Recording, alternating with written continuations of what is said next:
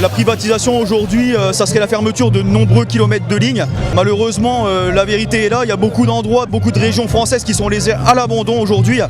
Donc beaucoup moins de trains qui vont circuler, les gens qui doivent se déplacer ne pourront plus circuler à part en bus. Et quand on nous parle d'écologie aujourd'hui, on met des bus à tout va sur les routes. Et la libéralisation du rail en Belgique, ça signifie tout comme en France, des kilomètres de voies ferrées en moins, des conditions de travail qui se détériorent et beaucoup plus de camions ou de bus sur les routes. La privatisation, ça veut dire aussi tout faire à l'économie, tout faire pour que les sociétés qui prennent le marché puissent faire des bénéfices. Ça veut dire faire des économies sur l'entretien, la maintenance, sur la sécurité des voyageurs. L'ouverture à la concurrence, je pense qu'il suffit de regarder en Angleterre pour voir comment ça s'est passé.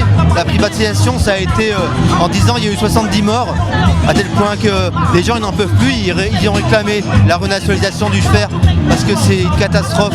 Aujourd'hui, si on part du constat que depuis 10 ans, on présente des budgets qui massacrent l'emploi à la SNCF et donc la qualité de service, il est trop facile aujourd'hui de dire il faut réformer pour changer ce qui ne fonctionne pas. Le débat doit se déplacer du populisme qui est fait sur le statut des cheminots à quel service de public du XXIe siècle. Le statut, c'est quand même quelque chose qui a permis de conserver les cheminots. Vous allez à Pôle emploi, vous allez dire je suis cheminot, je fais quoi?